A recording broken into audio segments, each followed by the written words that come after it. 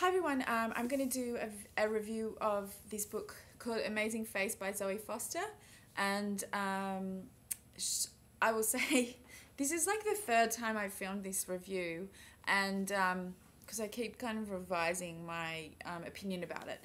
But anyway, so Zoe Foster is she's a beauty editor of a website called primt.com.au, and she used to be the beauty editor of Cosmo magazine in Australia and also Harper's Bazaar in Australia. And she also writes columns for Cosmo, and she writes columns for, what's it called? She writes a column for a Sunday insert magazine and stuff. So this book is Clever Beauty Tricks Should Own Products and Spectacularly Useful How to Do It. So that's what the book, that's its aim. When I first got this book, as I was saying, I didn't like this book when I first got it. Because I didn't like the design. I found it, like, this type of book I would have expected to be able to kind of open a page and just start reading, but I found it quite hard to sort of get a handle on what I was reading about. And I think that's kind of a symptom of the fact that I have a toddler, and often I'm not able to give things my full attention because I have a toddler around who is demanding my attention. I've read almost all the book now, and I have revised my opinion. I'm okay with the design now. I mean, one thing I don't like is the contents page. I find it quite hard. I'd much prefer things in a line, but anyway, left aligned and in a list, but that's not how it is, but it's fine. So for me, it's been a lot easier to read this book cover to cover rather than dip in and out, which I suspect it probably was meant to be the type of book that you could dip in and out, but that's not how it's worked out for me. The index is quite exhaustive, so that's a good way to dip in and out, I guess, if you want to. But the Zoe Foster's tone of writing, which is pretty consistent across all of the places that she writes, is very chatty and conversational and sort of chirpy, and she puts lots of jokes in. And I'm going to go and get some water. I'm back. So yeah, her tone is very kind of chatty and irreverent and friendly, and she puts lots of kind of jokes in there into her writing. And sometimes, most of the time they're kind of cute and fun and stuff. Sometimes I just want to get to the meaty bits of the information. If you can call beauty tips meaty, but that's something that is, a real feature of her writing. But it must be, I don't know, she's very enthusiastic about beauty, so you kind of get caught up in it, which means that you end up going shopping, which I will talk about in another video with other stuff that I bought recently. So yeah, I mean, some of the stuff that I've read in here I already knew and did. Some of the stuff I've read in here I already knew but I didn't do, and I'm now kind of following her advice. Like, I haven't been using a lip liner for ages, but she kind of talks about it in such an engaging way that you, like, now I'm using lip liner and by golly, it does make your lipstick last longer. She was right. What else? She's very knowledgeable about beauty and hair and stuff like that, and I've watched a few interviews and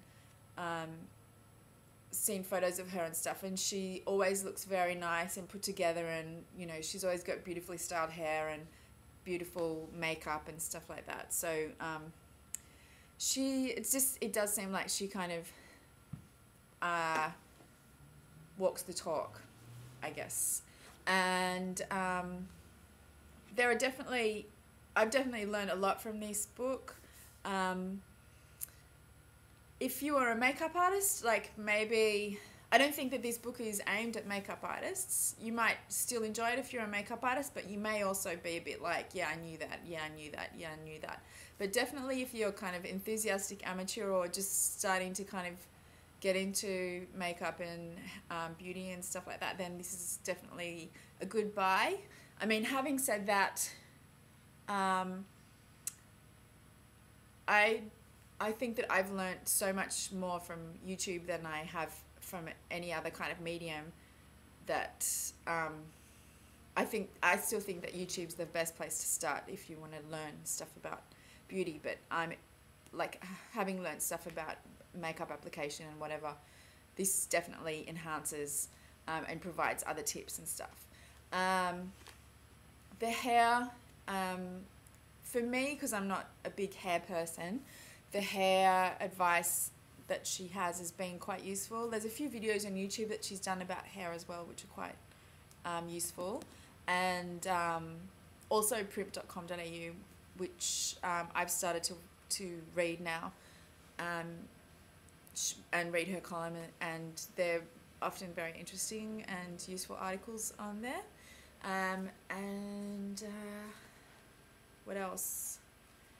Zoe Foster as a person, or as a kind of media identity, she's up until recently I kind of wasn't really aware of her, but it seems like she does have quite a kind of media profile, because she used to go out with a rugby league player, and who was Craig Wing, who's this kind of, I think they were a bit of, I don't know if they maybe were a bit of a golden couple. And now she goes out with Hamish or Andy, I can't remember which one. They're comedians, and she goes out with one of them now. So, not that her love life is all she is. She just seems like a real kind of go-getter, enthusiastic, passionate about what she does, very focused, and you know, yeah, gets stuff done. So I've been torturing myself about that, because she wrote her first, she's written a couple of other, she's written 3 novels or 2 novels, 2 like fiction books. And the first one she wrote when she was like 26 or 28 or something like that. So I'm trying to write a book at the moment, and she sort of, I saw an interview where she said she wrote her first one in like 6 months or a year or something. I'm like, you know, it's taking me longer than that. But anyway, so yeah, she's written a book about, loosely based on her experience as a footballer's wife or girlfriend, and she's also written another book that's called Playing the Field, and the other book that she's written is called Air Kisses. So it's sort of based on her experiences, but a fictional kind of, it's fiction, so it's not, yeah, it's fiction, but it's sort of based on her experiences as a beauty editor. So yeah, in summary, this has been quite an enjoyable read. There are definitely lots of useful tips. I don't love the layout, as I have said. It's very magazine-y, which, you know, she used to work in magazines. It's just not, I think one thing that I might have liked more is more photos. There aren't that many photos in here, but you know, the photos are mostly how-to kind of photos. One thing I have forgotten to say that I like about this book is she recommends products. So I really like that, because I hate when people sort of say, oh, use a you know, use a hairspray that does bloody blah, and you kind of like, what does that mean? And you kind of go in, and then there's 50 hairsprays and you don't know what they're talking about or whatever. She actually kind of recommends specific products, so I think that's very useful. And I think that's about all I have to say. Hopefully this is going to be the last time I do record a review of this book. I would like to post it and move on with my life without doing more videos of this book. Anyway, I can't remember how much it is. I'll put it in the down bar, but I hope you found this useful. Okay, bye.